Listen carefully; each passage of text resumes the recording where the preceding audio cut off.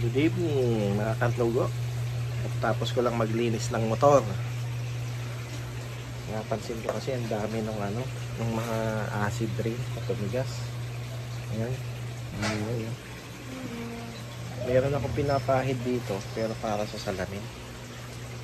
Hindi ko alam kung natanggal naman. Hindi ko alam kung may epekto. Ito. Hindi kasi plastic yung Versys plastic yung lensil, madaling magasgas. Ayun, ang isa may tubig pa, hindi ko maabot.